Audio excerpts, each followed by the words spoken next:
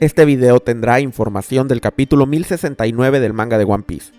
Recomiendo a los que no van al corriente con la historia pausar el video para evitar spoilers. En el SBS del volumen 48, Oda nos pidió que esperáramos si teníamos curiosidades sobre las frutas del diablo, pues cierto científico nos contaría qué son realmente en algún momento.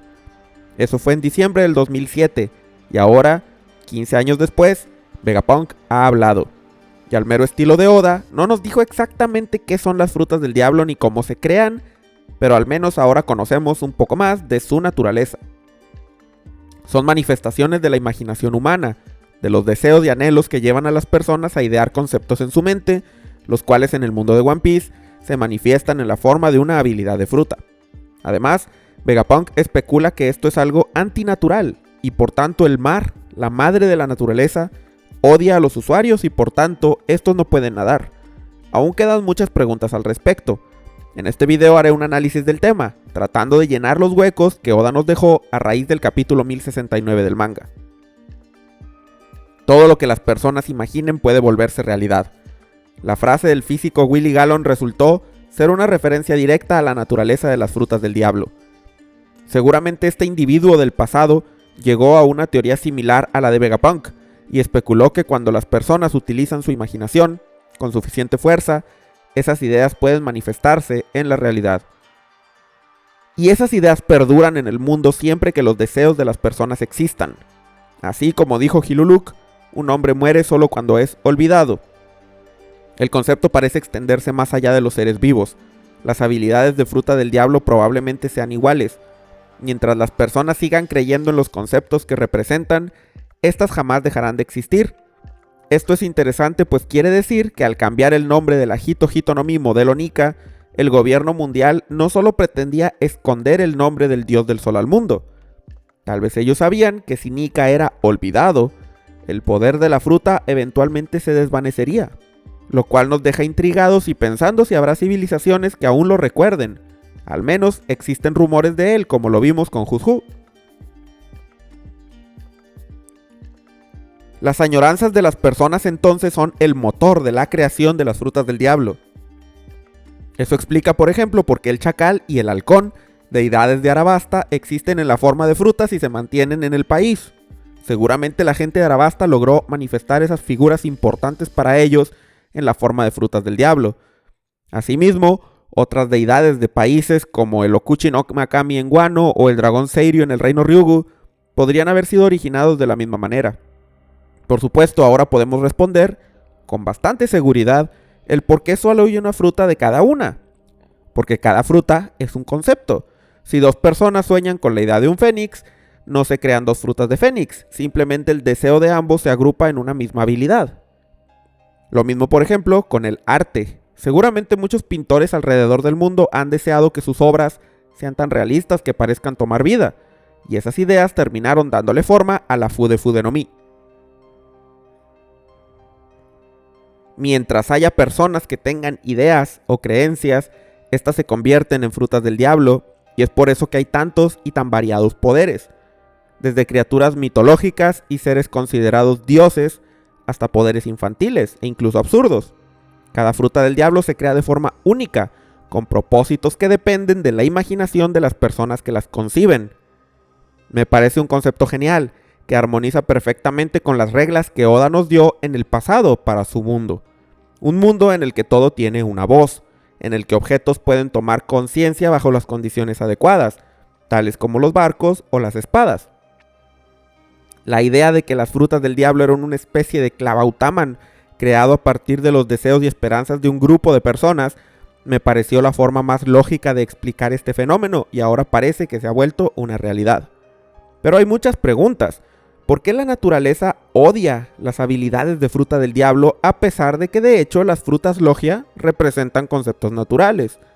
Porque estos poderes se manifiestan en frutas en primer lugar. Trataré de dar respuesta a estas interrogantes a continuación. Las frutas logia son especialmente curiosas en esta discusión de progreso contra naturaleza. Vegapunk parece dejar bien en claro que las frutas del diablo provienen de la imaginación humana, del afán de crecer y progresar. de las mentes científicas, artísticas, filosóficas y pensadoras en general que hay en el mundo. Según la teoría de Vegapunk, esto es antinatural, va en contra de los principios del mundo y por tanto el mar, la madre de la naturaleza, se opone a ello. Aquí quiero destacar que Vegapunk, al decir la palabra naturaleza en japonés, está usando los kanjis pronunciados como Shisen, que es justamente como se pronuncia de forma cotidiana y significa directamente naturaleza. Esto será importante para entender la relación entre Frutas del Diablo y el mundo natural. En videos previos he analizado la noción de que el reino antiguo tecnológicamente avanzado fue demonizado y destruido en el siglo vacío, pero además de eso, su tecnología fue borrada también de la historia. Resulta extraño cómo los 20 reinos no optaron por utilizar todo ese poder tecnológico para ellos. En vez de eso, decidieron mantener un mundo primitivo y, claro, conservar uno que otro as bajo la manga, como el arma de Imu, por ejemplo. Pero claramente el gobierno mundial no quiso seguir el camino del progreso y optó por mantener un mundo menos avanzado, probablemente por miedo a la destrucción potencial del mundo entero ocasionada por el mismo avance de la humanidad. En el tema de las frutas del diablo y el mar, tenemos algo parecido. Las frutas del diablo representan el avance, el progreso de la humanidad, no solo en tecnología, sino en la capacidad de imaginar y en el pensamiento en general de todas las áreas científicas, artísticas y demás. Así como una gran cantidad de personas que imaginan algún concepto pueden materializarlo en la forma de alguna habilidad de fruta, si mucha gente le teme a esas habilidades, se podría materializar también una entidad, pero diferente. La teoría de que hay un significado detrás de la palabra Imu en el contexto de que si volteamos el nombre usando el alfabeto romano obtenemos la palabra Umi, que es mar en japonés, toma mucha fuerza en este contexto. Imu podría ser una manifestación del miedo de los 20 reinos al progreso del reino antiguo, así como a la existencia de las frutas del diablo, y por lo tanto querría decir que no es precisamente que la naturaleza odie a las frutas, sino que otro grupo de humanos que dicen estar del lado de la naturaleza son los que las odian. Y por alguna razón el poder de Imu abarca al mundo entero y tal vez es el responsable de que los usuarios no puedan nadar. Personalmente no creo que la naturaleza misma sea la que odia las frutas del diablo o el progreso tecnológico, porque esa es una forma muy humana de pensar. Cuando los seres humanos se creen antinaturales, fuera del orden universal de las cosas, es cuando hacen esta división entre lo natural y lo artificial. Cualquier cosa creada por humanos no pertenece al mundo. Pero la realidad es que nosotros, los humanos, nuestro cerebro y todo lo que imaginemos y creemos con él es tan parte del sistema natural como cualquier otra cosa. Definitivamente las prácticas humanas pueden cambiar drásticamente el entorno, modificar ecosistemas, causar extinciones y demás desastres naturales, pero al final del día, la naturaleza está en constante cambio.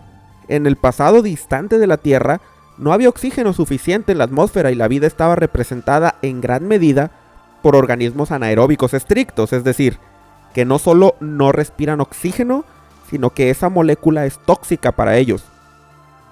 Con la expansión cada vez mayor de las algas unicelulares llamadas cianobacterias, el oxígeno se volvió más y más común hasta el punto de constituir alrededor de 21% de la atmósfera.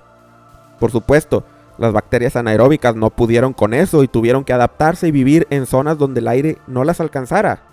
¿Acaso eso significa que las cianobacterias no son parte de la naturaleza? Claro que no. Realmente el mundo natural no distingue. Las cosas son, existen, cambian y eso es todo. Somos los humanos los que pintamos una línea entre una cosa y otra. Los que buscamos clasificar las cosas y muchas veces pensamos que estamos por encima del mundo natural, pero nuestras nomenclaturas y clasificaciones no son más que formas en las que podemos sistematizar nuestro entendimiento de la realidad. Y por tanto, pienso que esta dualidad entre el mar y las frutas es una lucha meramente humana, un reflejo en el mundo de One Piece de la lucha entre opiniones opuestas. Los que buscan el progreso y el desarrollo de la mente humana hasta su máxima capacidad, como Vegapunk, y los que buscan frenar dicho progreso por miedo al posible apocalipsis al que podríamos llegar si este no es controlado. Dije que era importante que Vegapunk usó la pronunciación real de los kanjis de naturaleza. Esto es en contraposición de la escena con el almirante Ryokugyu del capítulo 1054 del manga de One Piece. Aquí él habla de su fruta del diablo del bosque, la Mori Mori no Mi. Menciona que rivalizando al mar como creador de vida está la naturaleza misma.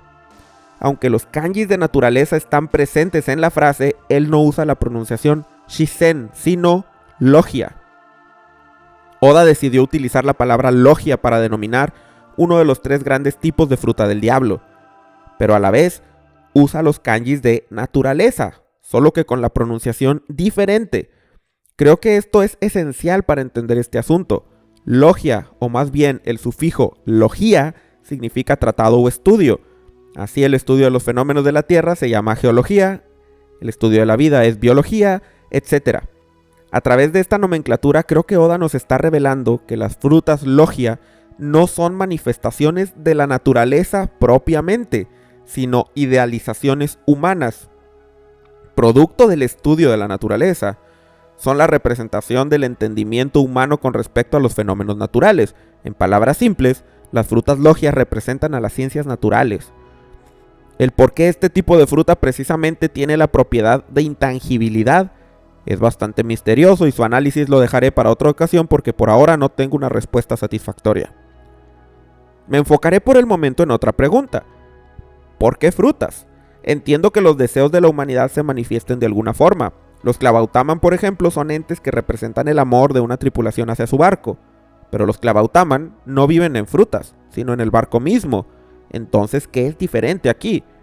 Tal vez la respuesta es en parte simbólica. Como dijo Ryokugyu, su fruta de bosque es la naturaleza encarnada y es junto al mar uno de los creadores de la vida. Entonces, si tenemos una dualidad entre bosque y mar, es normal quizá pensar que las frutas, producto de los árboles, sean las que albergan estas habilidades misteriosas. Pero en concreto, creo que las frutas del diablo tal vez vienen en gran parte de un tipo de árbol o una variedad de árboles específicos, entre los que destacan los árboles blancos de Shandora. En el capítulo 291 titulado Estamos aquí, se nos dice que la tribu Shandia consideraba sagrado un bosque de árboles blancos, donde ellos decían que las almas de sus ancestros descansaban. Nolan tuvo que talar el bosque debido a la fiebre de árbol, cosa que llevó un malentendido entre él y los Shandia. Es posible que el significado de estos árboles sagrados sea más allá de una simple creencia. Si las frutas del diablo son manifestaciones de los deseos de las personas, es lógico que las tribus del pasado pensaran que las almas y voluntad de sus ancestros formaban parte de la esencia de estas. Entonces, es posible que al menos en Shandora, estos deseos en ocasiones se concentraran en el bosque de árboles blancos y así se creaban frutas nuevas. Sin embargo, no creo que las frutas del diablo fueran un fenómeno exclusivo de Shandora. Muchas civilizaciones tienen sus propios árboles importantes. En Zou está el árbol ballena, cerca de la isla Gyojin está Eva, Adán existe en alguna parte del mundo, en Ohara existía el árbol del conocimiento y en Ruskaina, que alguna vez albergó a un reino, había un árbol que representaba una zona segura con respecto a los animales salvajes. Es posible, en mi opinión, que no se trataba solo de que los deseos de la gente se manifestaran como un poder, sino que este poder era captado por un árbol especial y este daba un fruto. Y así es como en diversas partes del mundo se originaban las frutas del diablo en el pasado, y quién sabe, tal vez se sigan creando algunas frutas nuevas. Con esto termino este video, espero que te haya gustado y si fue así agradeceré mucho tu like. Aún hay mucho que pensar y creo que las teorías que expuse aquí siguen necesitando refinarse, así que no olvides suscribirte al canal para que no te las pierdas. Además, escríbeme en los comentarios tus opiniones respecto al tema. Y para terminar, agradezco mucho a todos los miembros del canal.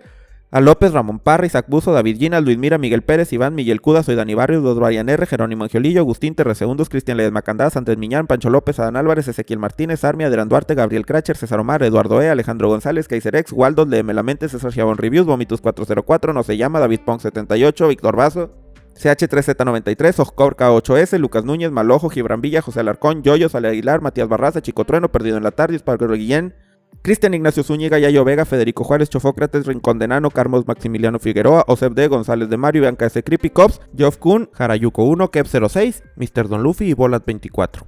Si quieres formar parte de los miembros del canal, puedes hacerlo mediante el botón de unirse debajo del video o siguiendo el enlace en la descripción. Al hacerlo, aparecerás en los agradecimientos al final de cada uno de mis videos y tendrás acceso a todo el contenido del canal antes de su publicación general. Muchas gracias de nuevo a todos y nos vemos en el próximo video.